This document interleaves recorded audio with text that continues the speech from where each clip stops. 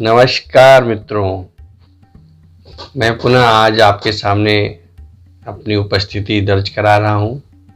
मैं चंद्रभानु उपाध्याय आपका अपने इस YouTube चैनल बनारसी गुरु पे हार्दिक स्वागत करता हूँ और अभिनंदन करता हूँ।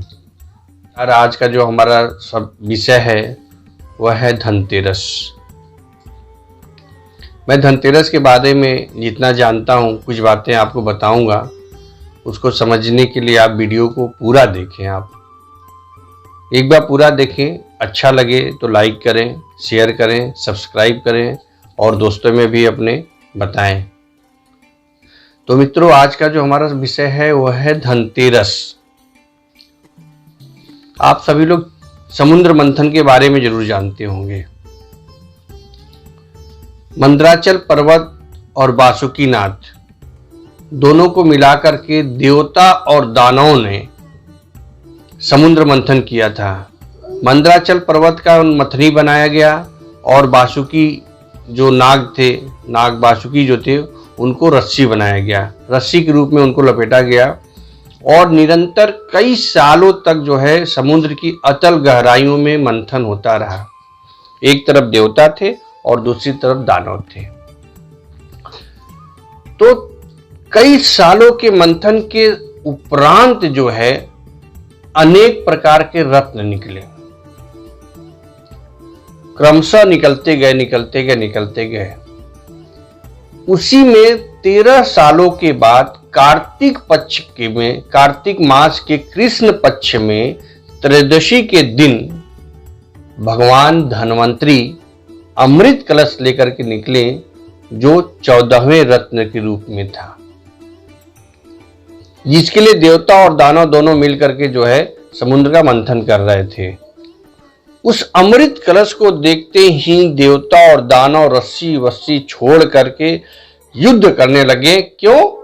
अमृत पान के लिए। उस अमृत को पाने के लिए देवता और दानव दोनों आपस में युद्ध करने लगे। इस युद्ध को देखकर जो 3 देव हैं, ब्रह्मा विष्णु महेश, ये तीनों फिर हिल गए। ये तो फिर युद्ध शुरू हो गया। तब भगवान विष्णु जो है मोहिनी रूप धारण करके आए और मोहिनी रूप धारण करके आने के बाद जैसे उन्होंने राक्षसों ने जैसे ही मोहिनी को देखा, वह युद्ध छोड़ करके उधर ही देखने लगे। फिर उनका ध्यान मोहिनी की तरफ हो गया। फिर जैसा कि कहानी है कि भगवान विष्णु ने छल के द्वारा अमृत सारा देवताओं को पिला दिया और असुरों को उन्होंने कुछ नहीं दिया।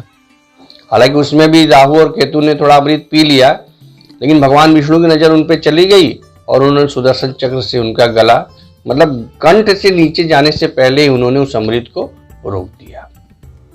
फिर भी उनके ऊपर का भाग जो है अमर हो गया। तो ये कहानी थी धन्वंतरी का। धनतेरस जो है धन्वंतरी के रूप में ही मनाया जाता है। दीपावली के लिए शुरू होने वाले 5 दिवसीय त्योहारों में धन्वंतरी यानी धनतेरस सबसे पहला है।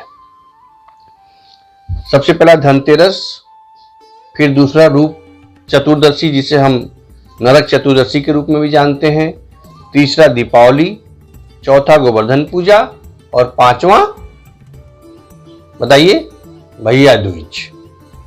तो ये 5 दिन का जो त्योहार होता है दीपावली का, उसमें धनतेरस सबसे पहले आता है और हम धनतेरस को सबसे पहले मनाते हैं।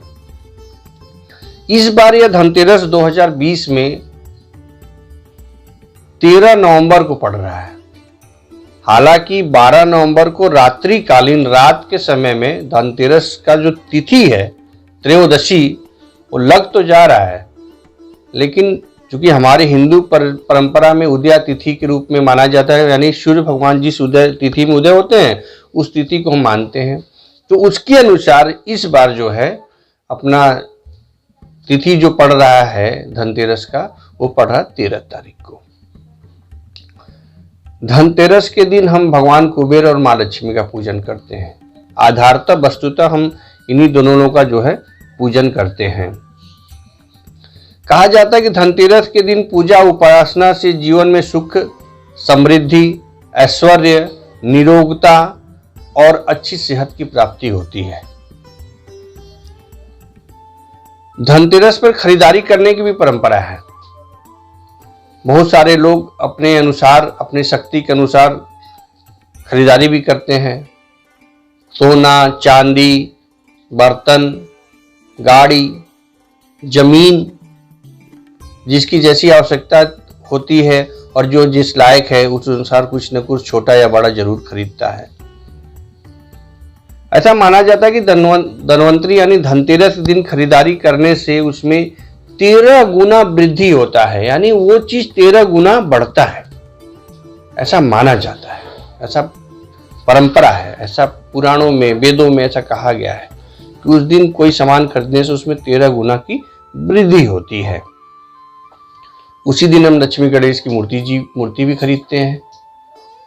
पूजन तो दीपावली वाले दिन करते हैं, लेकिन वस्तुतः लक्ष्मी गणेश की मूर्ति भी हम उसी दिन खरीदते हैं जिस दिन धनतेरस होता है। सोने चांदी के अलावा लोग बर्तन भी खरीदते हैं। पूजन अगले दिन दीपावली में करते हैं, लेकिन खरीदते उसी दिन है। एक अहम चीज है, उस दिन लोग धनिया का बीज भी खरीदते हैं। धनिया का बीज का पूजन होता है अगले दिन दीपावली को, और उस धनिया के बीज को लोग अपने तिजोरी में, पैसा रखने के स्थान पे, अलमारी में पोटली बना करके रखते हैं, जिससे सुख, ऐश्वर्य, धन, संपदा और लक्ष्मी की वृद्धि होती है। और एक जो सबसे महत्वपूर्ण चीज है, वह छोटा आदमी हो या बड़ा आदमी हो, कम पैसा कमाने वाला हो या ज्यादा पैसा कमाने वाला हो, एक चीज जरूर खरीदता है, वह है झाड़ू। क्योंकि झाड़ू को मां लक्ष्मी का रूप माना जाता है। वस्तुतः आपने देखा होगा कि जब हम कभी झाड़ू हमारे पैर से टच हो जाता है तो हम तुरंत माथे लगाते हैं। उसके पीछे कारण यही है कि झाड़ू को मां लक्ष्मी का एक रूप माना जाता है। इसीलिए हम कुछ खरीदें या न खरीदें, आप देखेंगे धनतेरस वाले दिन सबके हाथ में झाड़ू जरूर होता है, तो झाड़ू जरूर खरीदना चाहिए। आपने स्वयं भी देखा होगा कि लोग बर्तन, सोने चांदी का सिक्का, जो जिस लायक उसका खरीदता है, लेकिन झाड़ू जरूर खरीदता है। तो आप भी जब पूजा करें तो झाड़ू जरूर खरीदें। उस दिन झाड़ू की पूजा की जाती है। बाकी दिन तो लोग झाड़ू वैसे ही घर में लगाते हैं सफाई करने के लिए, लेकिन उस दिन झाड़ू की पूजा जरूर की जाती है। झाड़ू लगाने से घर में जो है कष्ट, दुख, रोग, भय, भूत, प्रेत, ये सब भाग जाते हैं। लेकिन हम उस दिन झाड़ू की पूजा करते हैं। एक बड़ा अहम बात इसमें मैं बताऊंगा कि उस दिन आप लोहे का सामान और चीनी मिट्टी का सामान न खरीदें, क्योंकि इससे घर में दरिद्रता आती है। आप लोहे का सामान बिल्कुल न खरीदें और चीनी मिट्टी से बना हुआ कोई सामान न खरीदें। आप छोटा सा चम्मच ले लें स्टील का, छोटी सी कटोरी ले लें आप, या अन्य जो आप ले सकते हैं वो ले लें, लेकिन लोहे का सामान आप ना ही खरीदें तो ज्यादा अच्छा होगा, और चीनी मिट्टी संबंधित चीजें ना खरीदें। धनतेरस के दिन पूजा अर्चना के बाद जो है हम अपने परिवार के मंगल कामना के लिए, उनकी सुख समृद्धि के लिए, उनके ऐश्वर्य के लिए, उनको निरोग रहने के लिए, उनके स्वास्थ्य के लिए हम शाम को एक दीपक जलाते हैं अपने दरवाजे पे, जिसे हम जम का दीपक बोलते हैं, यम का दीपक। क्षेत्रीय भाषा पे निर्भर है, कुछ जम का दीपक बोलते हैं, कुछ यम का दीपक बोलते हैं। तो हम अपने दरवाजे पे जरूर जलाते हैं। अगर आपको जानकारी न हो तो आप भी शाम के समय पूजा अर्चना के बाद रात्रि कालीन में जब सोने जाने से पहले एक यम का दीपक जरूर जलाएं। इससे घर में सुख समृद्धि, ऐश्वर्य और निरोगता आती है। स्वास्थ्य के लिए बड़ा ही उत्तम है। घर में लक्ष्मी का वास होता है। दीपावली वाले दिन भी शाम को दीपक जलाना चाहिए। आप प्रयास करें। आजकल तो बहुत सारा आर्टिफिशियल चीज आ गया है। लोग दीपक, देखिए मार्केट में बहुत सारे आर्टिफिशियल दीपक भी आ गए हैं, मोमबत्ती आ गए हैं। लेकिन आप अगर थोड़ा सा अपने पीछे काल में जाते हैं, अपने पिताजी के समय में, अगर आपको याद हो तो अपने दादाजी के समय में जाते हैं तो आपको याद होगा कि हम जो है मिट्टी के बर्तनों में, दिए में, मिट्टी के दिए में सरसों के तेल से दीपक जलाते थे। और जो बाती होती थी वो भी हम घर पे ही बनाते थे। आज भी बहुत घरों में बहुत सारी परंपराएं हैं। आज भी घर की महिलाएं जो है अपने हाथों से जो है बत्ती बनाती हैं और वो दिया, मिट्टी का दिया लाती हैं और सरसों के तेल से शाम को सजाती हैं अपना घर दीपावली वाले दिन। तो हमें भी ऐसे करना चाहिए। और कुछ दीपक, कुछ दिए तो हमें ऐसे जलाने चाहिए, उसमें इतना तेल होना चाहिए कि वो पूरी रात्रि जो है जले। हालांकि बहुत जरूरी नहीं है, आपका दीपक जलाना ही जरूरी है, लेकिन अगर आप उस लायक हैं, आप जला सकते हैं तो आप जरूर जलाएं। तो ये था आज का हमारा विषय, धनतेरस। धनतेरस पे हम सोने चांदी की खरीदारी करते हैं, बर्तन की खरीदारी करते हैं और चढ़ाते हैं। माँ लक्ष्मी और कुबेर का पूजन करते हैं। कुबेर का पूजन करते समय ओम ह्रीं कुबेराय नमः इस मंत्र का जाप करें आप, जिससे आपके धन संपदा में वृद्धि होगी, आपके ऐश्वर्य में वृद्धि होगी। माँ लक्ष्मी का पूजन करें। शाम के समय विधिवत जैसे हम पूजा करते हैं वैसे आप माँ लक्ष्मी और धनतेरस भगवान धन्वंतरी की पूजा करें और अपने परिवार के साथ बैठ करके उसका आनंद लें। रात में सोने से पहले यम का दीपक जलाएं और फिर अगले दिन दीपावली का स्वागत करें। इन्हीं शब्दों के साथ मैं अपने बात को यहीं समाप्त करता हूँ। आपको वीडियो अच्छा लगे तो आप उसको लाइक करें और सब्सक्राइब करें और दोस्तों में भी शेयर करें।